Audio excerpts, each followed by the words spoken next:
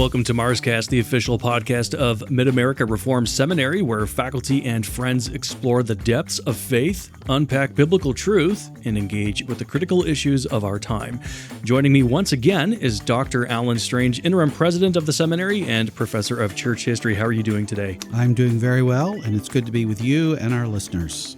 Today we're exploring Stephen Wolfe's perspective on Christian nationalism, particularly his classical Protestant two kingdoms approach outlined in his book, The Case for Christian Nationalism. Wolfe offers a critique of other Christian nationalist voices, including Doug Wilson and his allies. So we're going to unpack Wolfe's vision and why it stirred so much debate within the movement. So Dr. Strange, let's start off with this question. What is Wolfe's classical Protestant two kingdoms approach, and how does it differ from other views of Christian nationalism? Well, perhaps I should start by saying, Jared, just in terms of addressing what you said here, when you said that Wolfe offers a critique of other Christian nationalist voices, including Doug Wilson and allies, that is not something he does in the book. I want our readers to be really clear on that. He doesn't do that in the Case for Christian Nationalism, which was published by Canon Press and was published with the endorsement and the support of Doug Wilson. It's really since we even did the original, our earlier podcasts, that these differences have come about. Yeah. So, but a little bit about Wolfe's approach here. Wolfe, in his book, makes great use of major 16th and 17th century theologians like Calvin and Turretin, who would be two greatly beloved by us and our hearers, we trust. But he also noted the employment of political theorists of those and later centuries, the 16th, 17th centuries, political theorists like Junius, Musculus, Althusius, Bullinger, Vermigli, Rutherford, Gillespie, Baxter. And I mention these to just let you know, and there are others. I just gave a sprinkling of the sources that he uses. And it's for this reason, because of his heavy use of the 16th and 17th century sources, that Dr. Wolfe commonly claims that he is doing nothing other than reprising. He says this frequently in all of his publications online, especially in recent months, that he's doing nothing other than reprising classical Protestant political theory. Now, let me just say this about that. I would contend that Wolfe enlists these Reformed theologians and political theorists in his project. He does enlist them in his project, and I'm not arguing that he doesn't quote them properly. In other words, he just quotes them to make them look like they're saying something different than what they're saying. No, I don't say that. But what he does is he decontextualizes them, and he recontextualizes them in a time and place so different from their own that he puts them to a different and a foreign use. It's important here. It's really important, I think, for all of our listeners to know, to understand that when you're talking about something like what we're talking about, political theory, and then if you want to put Christian on it and say Christian political theory, it will not do simply to cite all of these folks that I just mentioned, 16th and 17th century able political theorists from a Protestant perspective. He calls it classical Protestantism. I don't particularly object to any of that, but he cites them as if there has not been subsequent interaction with them in our whole tradition, and he doesn't engage that interaction. So it would be as if I would cite Calvin, for example, on the burning of Servetus and say, well, we like Calvin. We know that heresy can destroy the soul. And so what Calvin did was perfectly fine, and we would do the same, as if there's not been a lot of subsequent reflection and discussion, because in this particular area, there has been within the Reformed faith development and change. For example, let me just say this to point this out. There has been in the American Presbyterian context, and you would see that in its confessional forms as lived out today in, say, the PCA and the OPC. Those would be two chief exemplars. There has been in the American political context revision going back in the old Presbyterian Church in the USA, which had its first General Assembly in 1789, and modified the confession on the civil magistrate. There has been this discussion about what role precisely should the civil magistrate play with respect to the Christian church. Should the civil magistrate play, on the one hand, the role that he had played, as in Calvin, as in Turretin, where they would talk about the cura religionis, the care for religion, and what the civil magistrate should do to support the Christian church, to directly and distinctly provide a support. In the American context and in other contexts since then, there's been a great deal of discussion as to why it isn't biblically warranted or even prudential or best that the magistrate have that specific role. Yes, that he has a role that in no way hinders and in every way helps the church, if you will. Mm-hmm. He provides for peaceful existence. He provides their total liberty to worship, to carry out all the acts of discipline that they need to carry out. In other words, it's a whole different approach. And Stephen simply doesn't engage that. And that's irresponsible. As a modern American Presbyterian, which he is, I don't think you can properly decontextualize and recontextualize. So in other words, what he's doing is he's acting as a political theorist. And he's acting as a political theorist as if history makes no difference here. So it would be like taking the Republic, Plato's Republic, and just treating it as a work of pure thought and plopping it down in our own time and saying, now there you go, there's the answer, here's the prescription. But we understand, especially, and this has been this way throughout the history of the Christian church, the relationship of the church and the state is something that has been very much debated. At the time in the Middle Ages, for example, the Roman Catholic Church taught that the church was over the state. When in the East, there was Caesaropapism, that the state is over the church. Then when the Reformation happened, what happened was many Protestant princes, in rejecting Rome's church over the state, adopted their own state over the church. This was Protestantism. This is true of the King of England and the Anglican Church.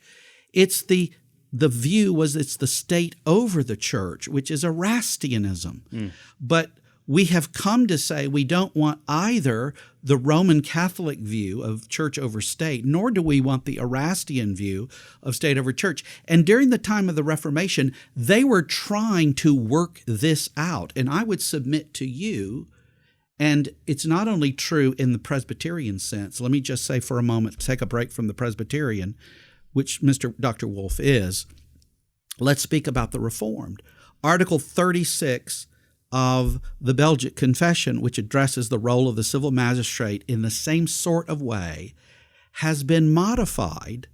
Kuyper thought that it should be modified, and it has been modified in the modern churches, in the URC, for example, so that the civil magistrate is not given the same kind of role vis-a-vis the church that he was given back in 1561 when the Belgic Confession was written and adopted. So the point is, yes, Dr. Wolfe is engaging many 16th and 17th century thinkers, but as if they were writing today, not in their own context, not in a context of, for example, in America. America isn't just a discrete people group, right, in ta ethne in the sense of that usage. It's many people groups. America would be closer to an empire than a discrete nation in the older use of that word. So the question is then, what was being addressed by somebody like Althusius or Junius in their own time and place is not the same as what we have now. And in this area, it's always been recognized. In other words, in the area of political life and how political life is to be understood and defined, one's place in history is very important in that question. You don't do this thing in a vacuum. Mm-hmm. You do this thing in history. And what I would like to see, what I would challenge Dr. Wolfe to do, I want to challenge him to do this because he's often challenged us, those of us who are part of the American Presbyterian tradition or those of the Reformed tradition that have modified, which is the whole, as far as I'm aware, the Belgic Confession and what it has to say about the civil magistrate. I would challenge him rather than what he always says to us. He says to us is, well, you need to deal with what Musculus says. You need to deal with what Althusius says. I don't disagree that there's a point to be made with something like that. But I would say Dr. Wolfe needs to deal with all the people who have in the interim dealt with this issue, all the people like Charles Hodge. I could quote you here from Hodge.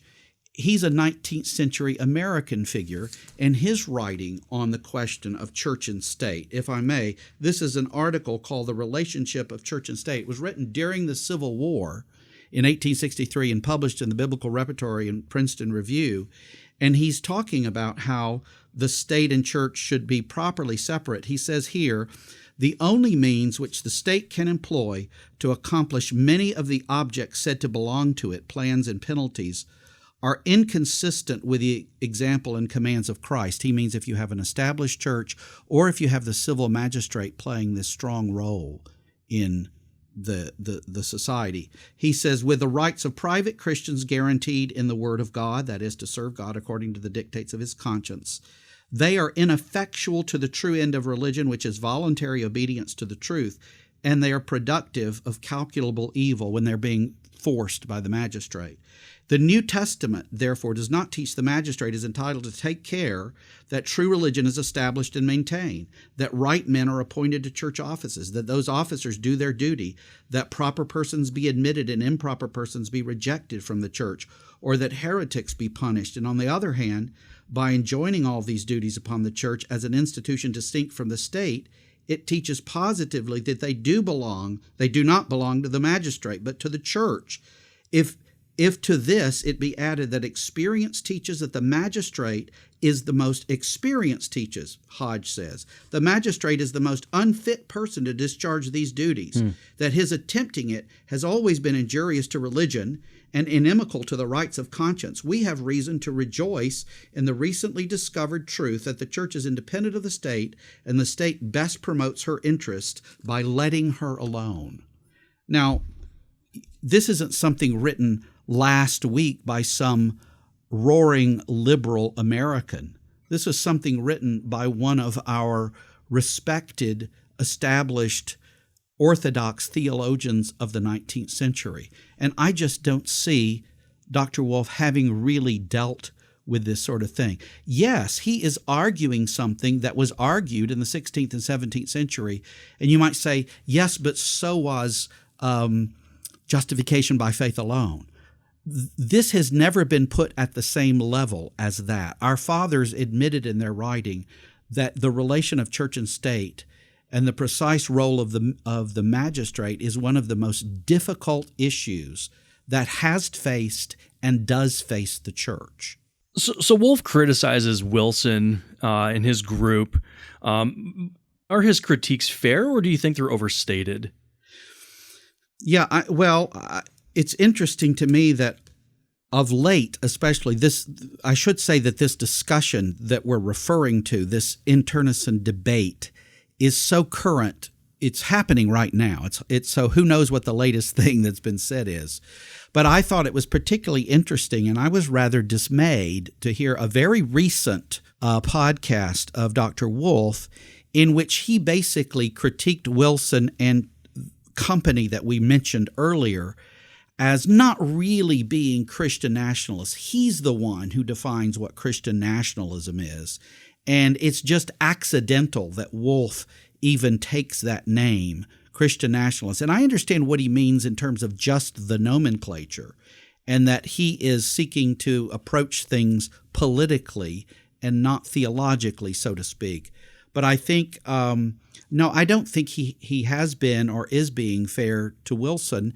And I think Wilson and others' general criticism, though I think they are somewhat the author of these difficulties as a whole, it's a complex thing. I think that their stance in the Antioch Declaration is a helpful one. Well, thanks for joining us as we explored Stephen Wolfe's take on Christian nationalism and taking us, Dr. Strange, thank you for taking us on that tour through these categories of theology and political philosophy. Well, in our next episode, we'll turn to Doug Wilson's perspective, including the Antioch Declaration and some of the controversies surrounding his views. To our listeners, thank you for your continued support of MarsCast. Remember to subscribe so you don't miss future episodes. I'm Jared Luchamore, and this has been an episode of MarsCast. Thank you for listening. We'll see you next time.